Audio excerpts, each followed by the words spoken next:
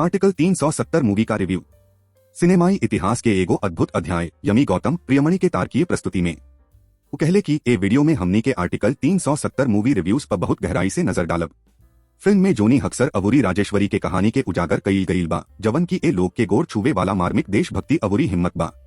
उच्च production value वाला ई फिल्म आइल बा आ भारतीय इतिहास के एगो महत्वपूर्ण अध्याय के जीवंत करे के कोशिश कईल गईल बा। यह समीक्षा में हमनी के फिल्म के रोमांचक पल, अनुकरणीय आ साहसिक कार्रवाई के चर्चा करब जा जवन एकरा के देखे लायक बनावेला।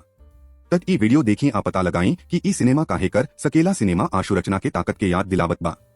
आंशिक रूप से परिकल्पित ए फिल्म में राजनीतिक आपत्ति के ध्यान में राखल गईल बा, बाकिर एकर कबनो खास परवाह नहीं खे। आर्टिकल 370 फिल्म के अधिकतर शॉट में यामी गौतम के एकमात्र चीज देखे लायक बाड़ी है। बेशक प्रियमणि के भी बहुत बड़ जिम्मेदारी बा, लेकिन यमी हमेशा पछतावेली अवूरी पछतावा में बांधल रहेली, जवन की एगो सुंदर महिला के शानदार हथियार है, जवन की हमेशा बदमाश के गिरावे खाती अंत में पहुंच जाले।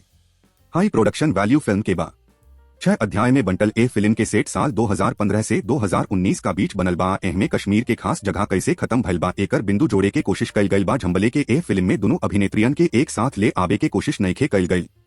एकरा में कवनो ऊंचा देशभक्ति वाला संगीत स्कोर नइखे, बाकिर ई एगो बढ़िया सिनेमाई व्याख्या बा जवना में व्याख्यात्मक प्रस्तुति, संग्रहित रोमांच आ मनमोहक एक्शन सीन बा। ई एगो ऐसन फिल्म है जवना में आधुनिक भारत में राष्ट्रवाद के आग भड़कावे के क्षमता बा, काहे कि ई चुनावी साल हताहत भइल। ए कहानी जूनी हक्सर यामी गौतम पर फोकस करत एगो आईडी फील्ड ऑफिसर फिल्म के शुरुआत में मुजाहिदीन बुरहान वानी के सफलतापूर्वक हत्या कर देला।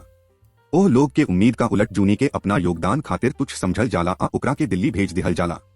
प्रधानमंत्री कार्यालय में एगो दृढ़ सचिव राजेश्वरी प्रियमणि से हार माने के फैसला करे से पहले उनका इना मालूम रहे कि जीवन उनका के मौका फेंके वाली बिया। कहानी में गहराई बढ़ावे वाला बा स्थानीय कश्मीरी राजनीतिक नेता लोग के शामिल कईल, जेकरा के अपना जमीन के प्रति अटूट गुण देखावल गईल बा। अभिनेता अरुण गोविल आ अभिनेता किरण करमरकर प्रधानमंत्री के जूता में कदम रखले बाड़न। निर्देशक आदित्य सुहास जंभले ए फिल्म के गतिविधि के तरह तरह के उल्लेखनीय घटना, बालाकोट हड़ताल, पुलवामा हमला वगैरह से गोली के वॉली से भर दिहले बाड़न। कहानी में बतावल गईल बा कि अनुच्छेद 370 के रद्द कईल मौजूदा सरकार के चुनाव काहे रहे। अंतिम विचार बा पाकिस्तान के झंडा अवूरी आजादी के नारा के अलावे फिल्म चित्रसंद्रा की भी पर्दापबा। रोरा एकरा के देखे के चाही काहे कि 2.5 घंटा के रोमांचक नाटक इतिहास के पाठ औरी कहां से मिली। ई एगो रोमांचक आयोजन बा, एकरा के कश्मीर में शामिल कईल गईल बा। फिल्म रौरा के फिल्मन के निरपेक्ष शक्ति के याद दिलावत बा।